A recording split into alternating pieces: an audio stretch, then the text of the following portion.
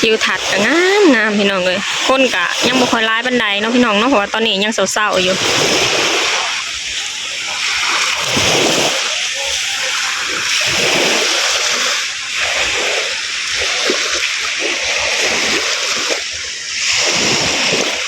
สบายดีพี่น้องสวัสดีค่ะพี่น้องจ้ามื้อนี้ก็มาพบพ่อกับซ่องบ่ดอนสาวตูกีคือเก่าเด้อมามื้อนี้มาพอกันยามเช้าๆเนาะพี่น้องเนาะเวลาตอนนี้ประมาณ8 โมงเนาะพี่น้องแล้ววันนี้ก็มาเจอกันอยู่ที่ทะเลเนาะพี่น้องเนาะพากันมานั่งรับลมทะเลยามเช้าๆเนาะพี่น้องเนาะนี่ทะเลก็งามพี่น้องเลยมาผ่อนคลายพี่น้องอยู่ในห้องร้ายกับเบื่อเนาะพี่น้องเนาะมาผ่อนคลายพาเด็กน้อยออกมาหลินแน่เนาะพี่น้องเพราะว่าพาแต่อยู่ในห้องร้ายค่ะเบื่อนะพี่น้องแต่ว่าเขาเจ้าก็เป็นเด็กน้อยนะพี่น้องเนาะอยากออกมาหลินข้างนอกนะพี่น้องพอออกมาหลินข้างนอกมันนี่ก็ดีดาเนาะพี่น้องเนาะทะเลก็งามพี่น้องเลยตอนนี้ยังเศร้าๆอยู่เนาะพี่น้องคนก็ยังบ่ค่อยหลายบันไดเนาะพี่น้องเนาะเขาเจ้าก็มีโต๊ะมีเต็นท์ให้ข้างในเนาะพี่น้องมีโต๊ะให้เสาเนาะพี่น้องเนาะแต่ว่าสตุ๊กบ่ได้เสาเนาะพี่น้องนี่เอาสารมาปูเนาะมีคนน้อยก็นอนอยู่ในนั้นพี่น้องเนาะมากับพญเสิร์ตมากับสาวหลาเนาะพี่น้องตอนนี้พญเสิร์ตก็ไปย่างหาดเนาะพี่น้องริมหาดที่แถวนั่นแหละพี่น้องไปนั่งชมวิวทิวทัศน์ของเพิ่นนั่นแหละพี่น้องตอนนี้สาวหลาก็พาพิงกี้ไปเข้าห้องน้ำเนาะพี่น้องเนาะมาอยู่กับธรรมชาติหลามาใช้ถูกหลามาใช้นะมาใช้เกาะมาจ่าเย่อันสวยอ่ะสบายดีด้วยหลาสบายดีด้วยลูกสบายดีบรรยากาศดีๆมาช่วงเช้าๆแบบนี้พี่น้องบรรยากาศดีเนาะพี่น้องเนาะบนแดดมาละกันรู้สึกแบบว่าสบายนะพี่น้องสบายหายใจโล่งเนาะพี่น้องเนาะแต่อยู่แต่ในห้องสี่เหลี่ยมไร้กับเครียดเนาะพี่น้องยืนในห้องสี่เหลี่ยมไร้กับเบื่อพี่น้องเลยออกมาข้างนอกไปในบ้านก็รู้สึกแบบว่าสบายเนาะพี่น้องเนาะมานั่งเย็นๆเนาะพี่น้องเนาะผู้แหละประมาณ10 โมง 11 โมงผู้แหละพี่น้องนี่พากันกลับห้องเนาะพี่น้องเนาะตอนนี้ก็นั่งชมทะเลไปเนาะพี่น้องเนาะ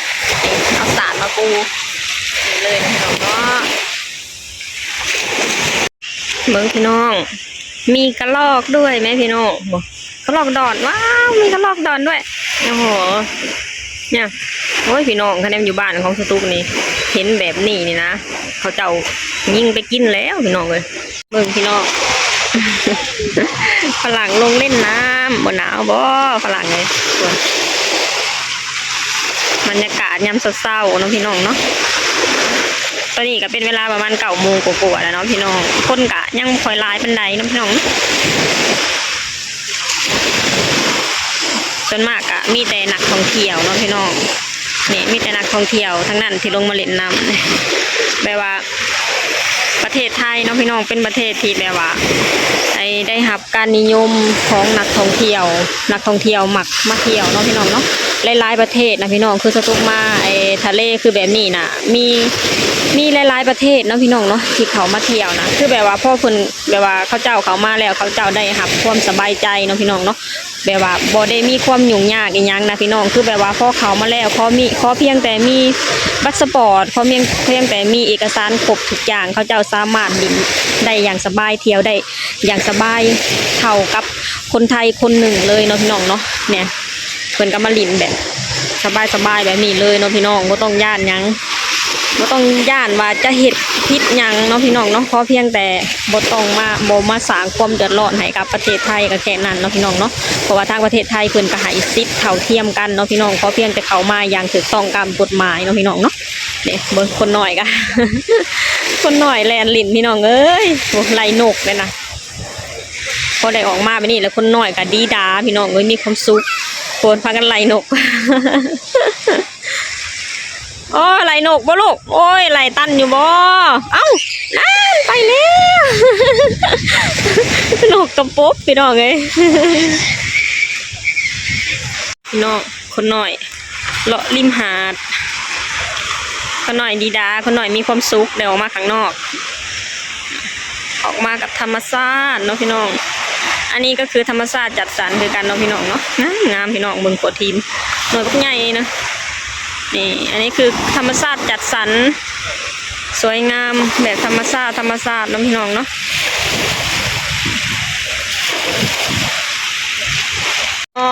มาทางนี้เห็นงามพี่น้องโหมีแต่โงนหิน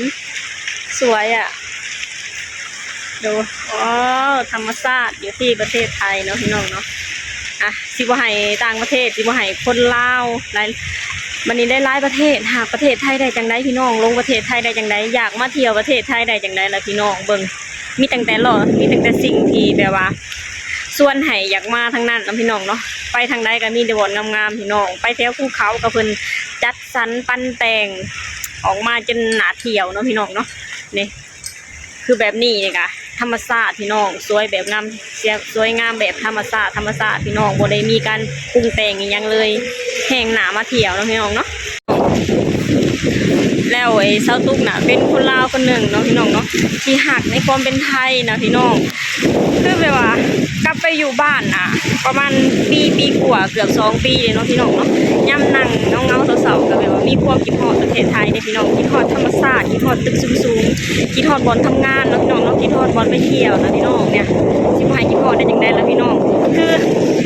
ทุกสิ่งทุกอย่างนะคือแบบว่ามาอยู่ที่ประเทศไทยแล้วเฮาได้รับความสบายใจเนาะพี่น้องเนาะมีบัตรมีเบอร์ให้ถูกต้องตามกฎหมายแล้วก็อย่าสร้างความเดือดร้อนให้กับประเทศของเพิ่นก็แค่นี้นะพี่น้องเพิ่นก็ให้เฮาอยู่ได้แบบสบายๆแล้วเนาะพี่น้องเนาะสตุกก็ยังบอกคือเก่าเด้อว่าสตุกนะฮักทั้งประเทศไทยแล้วก็ประเทศลาวเท่าๆกันเนาะพี่น้องเนาะวันนี้ก็จะพากันกลับแล้วเนาะพี่น้องเนาะตอนนี้เป็นเวลา 10 โมงกว่าๆแล้วเนาะพี่น้องคนหน่อยก็อยากกินข้าวแหละสิพาคนหน่อยกลับห้องเลยเด้อเมืองพี่น้องตอนนี้ก็นักท่องเที่ยวโดยตอนนี้ก็นักท่องเที่ยวกำลังเลิกมาเลยเนาะพี่น้องมีแต่ฝรั่งทั้งนั้นแต่เท่าที่ต้องสังเกตนะส่วนมากเป็นฝรั่งหลายกว่าเนาะพี่น้องเนาะกว่าประเทศอื่นเนาะพี่น้องแต่อยู่แถวอื่นกะสตุกกับโบหูคือกันว่าจังใดเนาะพี่น้องแต่ว่าอยู่แถวพัทยานี่ฝรั่งหลายเนาะพี่น้องเนาะน้ำกำลังมาแห้งเลยเนาะพี่น้องเนาะน้ำก็เป็นตลิ่นแห้งพี่น้องแต่ว่าโอ้ยหนาวลงหลินบ่ไหวดอกพี่น้องคือสตุกนะตั้งแต่สตุกมาไทยเนาะพี่น้องเนาะสตุกเคยไปเที่ยวทะเลนี่ประมาณ3-4 ครั้งเนาะพี่น้องเนาะแต่ว่าเคยลงไปหลินจริงๆจังๆนะครั้งหนึ่งเนาะพี่น้องตอนที่ทางเฒ่าแก่เพิ่นพาไปเที่ยวอยู่เนาะคือตอนนั้นนะพากันลงไปหลินเนี่ยโอ้ยม่วนพี่น้องเลยอีกอย่างก็มีหมู่หลินหลายเนาะพี่น้องเนาะ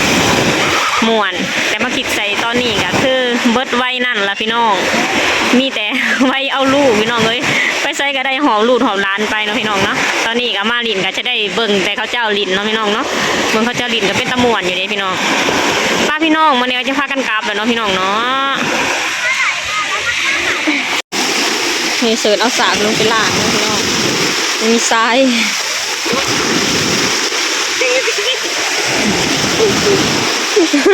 ไปล่างเห็นมีตีดินเหรอจันน้ำพัดดินขึ้นมาไปกลับกันพี่น้องมาทีนี้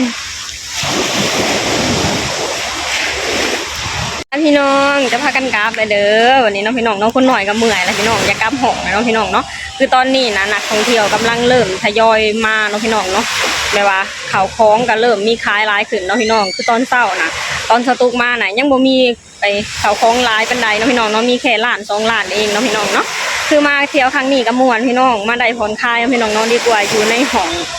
ทั้งวันนะพี่น้องคนหน่อยก็เมื่อยคนนอนก็อยากออกมาหลินเนาะพี่น้องเนาะพาเด็กน้อยออกมาหลินแล้วนี่กะแต่ว่าเขาเจ้ากะดีดาแล้วก็ม่วนเนาะพี่น้องเนาะทั้งผู้ใหญ่ทั้งเด็กน้อยแล้วพี่น้องออกมาแล้วก็ผ่อนคลายแล้วก็สบายใจเนาะพี่น้องเนาะโอเคพี่น้องสำหรับที่นี่สตูก็จะขอจบลงเท่านี้ก่อนเด้อฝากให้พี่น้องช่วยกดไลค์กดแชร์กดติดตามช่องมาดอนสาวตุ๊กเด้อสบายดีสวัสดีค่ะ